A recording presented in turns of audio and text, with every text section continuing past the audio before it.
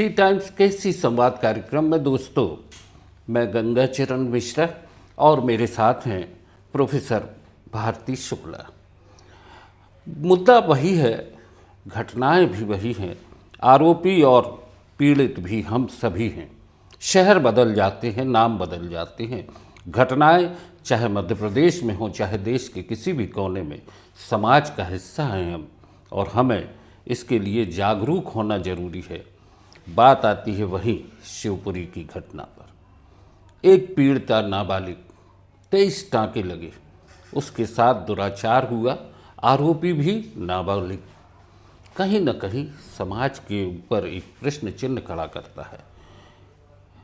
Doctor Shukla, आपने भी इस घटना को देखा होगा। जी, क्या लगता है कि ये इस तरह की जो स्थितियां सामने आ रही हैं, आए दिन इस तरह की घटनाएं होती हैं। हमारे मध्य प्रदेश में भी बहुत सारी घटनाएं हैं जिनके बारे में कहा जाता है, चर्चाएं भी होती हैं, निर्भया कांड जैसी स्थितियां भी सामने आती हैं। बिल्कुल बिल्कुल।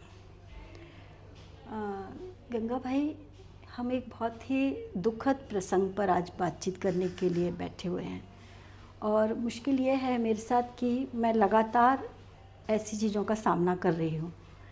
जिस शिवपुरी की आज एक छोटी सी बच्ची की बात करने हम बैठे हैं, आज से 20 साल पहले वहाँ पर एक गायत्री नाम की एक स्वयंसेवक थी, उसके साथ थाने में हुआ था रेप केस। और आपसे बताऊँ, हम लोग सड़कों पर लड़ाई करते करते हम लोग बरसों लग गए थे और वो हल नहीं हुआ था मामला, और आखिर में सबने हथियार डाल दिए थे। 98 में जब ममता शर्मा का हत्याकांड हुआ, बलात्कार के प्रयास में उस स्कूल टीचर को ख़त्म कर दिया। जबलपुर के ही 4 लोग थे, 3 अरेस्ट हुए, 1 अरेस्ट नहीं हुआ। और आपको मालूम है कि यहाँ हम छोटी अदालत में उसकी गवाही दिलवा रहे थे आई विटनेस से, और उसी समय उन हत्यारों के कान में आकर एक व्यक्ति कहता है कि हाई कोर्ट से उन्हें जमानत मिल गई। आप उस वक्त हमारे ट्रॉमा को महसूस कर सकते हैं क्या, कि जो हम लगातार वो जो लड़का गवाही दे रहा था, 22-23 साल का लड़का, वो कितनी असुरक्षाओं में जी रहा था, क्योंकि वो जितने थे हत्यारे वो सब अच्छे खाए पिए घर के लोग थे। उसके लिए कितना मुश्किल था उस सोसाइटी में सरवाइव करना। उसे मैं अपने घर में रखकर किसी तरह उसकी गवाही महिलाओं के एक समूह में ले जाकर दिलवाई थी, क्योंकि हमको कोई पुलिस सुरक्षा नहीं थी। तो ये जो प्रक्रिया है, ये जो भयावह क्षण है, औरतों के साथ लगातार हम इनको जीते चले आ रहे हैं। और जब वो बलात्कारी वहाँ पर छूट गए, उनको कोर्ट से मिल गई, तो हमारा कानून देखिए कैसा है। नीची अदालत में हम लड़ रहे हैं, उनकी गवाही चल रही है, हाई कोर्ट से उनको जमानत मिल रही है। इस सिस्टम में हम सरवाइव कर रहे हैं। और जब उसके बाद उस लड़के की प्रताड़नाएं शुरू हुई, और आपको जानते हैं कि जब हम ऐसे मुद्दों पे लड़ते हैं तो घर से औरतें नहीं निकलती लड़ाई के लिए, जिसके ऊपर बीतती है वही निकलता है।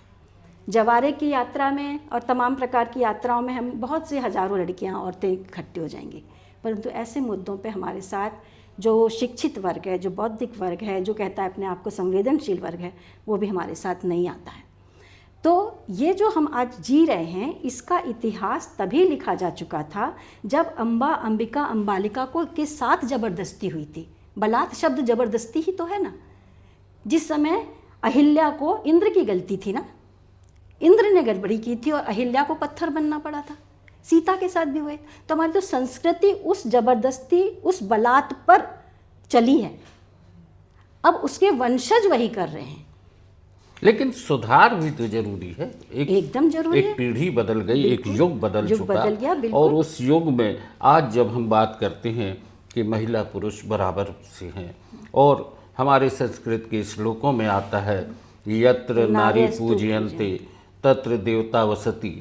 तो ऐसी स्थितियों में क्या लग रहा है कि क्या इस तरीके से स्थितियों में देवता यहाँ पर निवास कर रहे हैं, कि या असुर लोगों की पूरी धरती हो चुकी है? नहीं, मुझे तो लगता है जितनी रिप्रेसिव सोसाइटी होगी, जितना ज़्यादा फ्रस्ट्रेटेड सोसाइटी होगी, कुंठाग्रस्त सोसाइटी होगी, वहीं पे पूजा करने की ज़रूरत पड़ती है लड़कियों की। आप पूजा मत करिए, हमारे साथ बराबरी से खड़े होइए। सुधार कैसा? आप बताइए कि हमारा संविधान हमको समानता की बात कहता है, हमको न्याय की बात करता है। लोकतंत्र की पहचान है समानता, न्याय, भाईचारा, है ना, सौहार्दपूर्ण रिश्ते। ये पूरी आज़ादी के बाद क्या हमने इनमें से कोई भी एक चीज़ हासिल की है? स्त्रियों के पक्ष में तो ये और भी ज़्यादा माइनस में चला जाता है, वहाँ तो ये सब कुछ और भी नहीं है।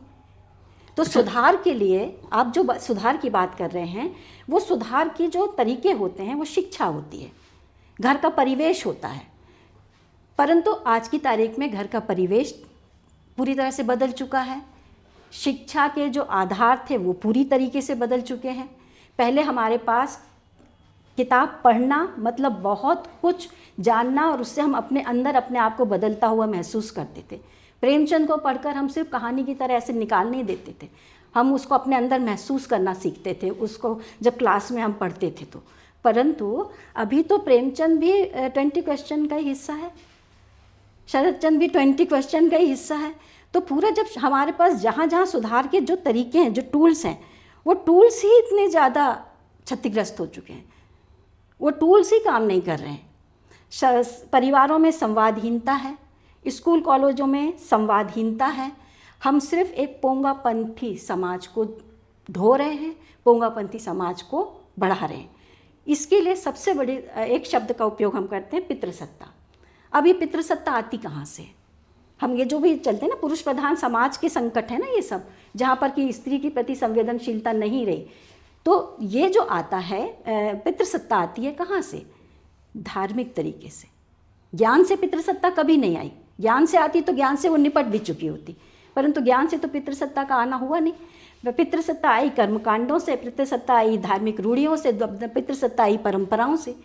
और आज की तारीख में परंपरा, रूढ़ियाँ, कर्मकांड, धर्म, आप खुद बताइए कितना सर चढ़कर बोल रहे हैं। देखिए डॉक्टर शुक्ला, हम आपको बताएं जिस तरीके से अभी राजा राम मोहन राय के समय से सती प्रथा थी वो बंद हुई, इसके बाद कुछ न कुछ तो सुधार होने की स्थितियां सामने आई, लेकिन आज वो समाज के सुधारक कहाँ हैं? कोई ऐसा दिखता नहीं है जो आवाज़ उठाता हो, महिलाओं की तरफ से खड़े होकर कोई बहुत ही बुलंद तरीके से बात करने वाला एक ऐसा व्यक्ति नहीं देखने में आता है। अगर देखा जाए तो चाहे यूपी में देखें, राज सत्ताओं से जुड़े लोगों के द्वारा किए गए बलात् जो प्रयास हैं उनको ढांका जाता है, उन्हें क्लीन चिट मिल जाती है। बिल्कुल बिल्कुल। तो इस तरीके से जब स्थितियां हों तो कहाँ संघर्ष करने के रास्ते कहाँ हैं, कहाँ से आवाज़ बुलंद होगी? मैं भी जब बात आपने कही कि चाहे अपना राजा राम मोहन राय हो, चाहे फुले दंपति हो, जब इनके बारे में सोचती हूँ तो मुझे लगता है कि ये लोग नहीं होते तो हमारा जीवन और भी कितना कष्टदायी होता। परंतु वहीं पर मुझे एक सवाल आता है, ये जितने भी परिवर्तन के दौर आए, जो क्रांतिकारी परिवर्तन थे शिक्षा के क्षेत्र में, स्त्रियों की सुरक्षा, मतलब सती प्रथा का रुकना अपने आप में बहुत बड़ी क्रांतिकारी बात थी, ये सब अगुवाई पुरुषों ने की। तो क्या वजह है कि आज वहाँ पर स्त्रियां यदि उस आंदोलन को शुरुआत करती तो शायद समाज का स्वरूप कुछ होता। देखिए, आपने पंडिता रमाबाई का नाम सुना होगा ना। पंडिता रमाबाई उस समय की ही हैं जब फुले दंपति थे, परंतु फुले दंपति एक समाज की बनी बनाई एक अच्छी आचार संहिता के अंतर्गत शिक्षा की बात कर रहे थे। पंडिता रमाबाई भी शिक्षा की बात कर रही थी, पंडिता रमाबाई भी औरतों की शिक्षा के लिए केंद्र खोल रही थी, परंतु पंडिता रमाबाई ने अंतर जातीय विवाह किया था। पंडिता रमाबाई ने इस आचार संहिता को तोड़ा था। उस पंडिता रमाबाई की बात हम नहीं करते। तो ऐसी स्त्रियां जो सामाजिक मूल्यों की, सामाजिक आचार संहिताओं की को कहीं ना कहीं ब्रेक करती हैं, खंडित करती हैं, उन औरतों को ये जो हमारा बहुलतावादी समाज है आगे बढ़ने नहीं देता। तो फुले दंपति ने भले ही संघर्ष किया, उन्होंने बहुत संघर्ष करके हमको शिक्षा दिलाई। यदि वो नहीं होते तो आज मैं यहाँ बैठकर बात ना कर रही होती। मैं तो उनको सल्यूट करती हूँ, परंतु वो समाज के एक बने बनाए खाके के अंदर थे। पंडिता रमाबाई ने उस उसको तोड़ा था। वो तो अकेली औरत थी। आप कह रहे हैं कि औरतें क्यों नहीं करती, वो तो अकेली कर रही थी। उनको पीछे आज हम उनकी याद भी नहीं करना चाहते। तो आज की तारीख में भी औरतें लड़ रही हैं, अपने अपने स्तरों पर लड़ रही हैं। और जिन लोगों ने लड़ा, आपने देखा होगा कि भले जाति के प्रश्न पर या महिलाओं के प्रश्न पर आपने देखा होगा कि कितनी लंबी लंबी सजाएं लोगों को मिली और आज मुश्किल मुश्किल से वो लोग बाहर निकल रहे हैं। एक बात मैं आपको यहाँ पर बताना चाहती हूँ, मैं जन आंदोलनों से जुड़ी रही और जब जन आंदोलनों में जब उन लोगों से बात करती थी, वहाँ के जो बिल्कुल औरतें सवेरे 6 बजे से उठकर सिर पर रोटी का वो पोटली लेकर के पहुँच जाती थी आंदोलन स्थल पर, वहाँ पर मैं देखती थी कि वो जब शाम को लौटती हैं रात को फिर वो इतनी गट्ठा रोटी बनाती थी अगले दिन के लिए। तो वो आदमी जो उनके पति आते थे घर में, उनको एक झापड़ लगाने में उनको 1 मिनट नहीं लगता था। तो मुझे लगता था यही व्यक्ति वही वहाँ पर था जब मेरे साथ आंदोलन में, तो बिल्कुल अलग था और ये अंदर आया है और ये बिल्कुल बदल चुका है, वही औरत। और वो बढ़िया, उसको औरत को मालूम था कि इसको हक है मुझे ये मारने का। ये औरतें यदि हम अपनी आज़ादी को महसूस ही नहीं करेंगे कि नहीं, हमको अपनी आज़ादी इसलिए नहीं चाहिए, हमको अपने निर्णय लेना है, ये व्यक्ति को अधिकार नहीं है हमारे ऊपर हाथ उठाने का।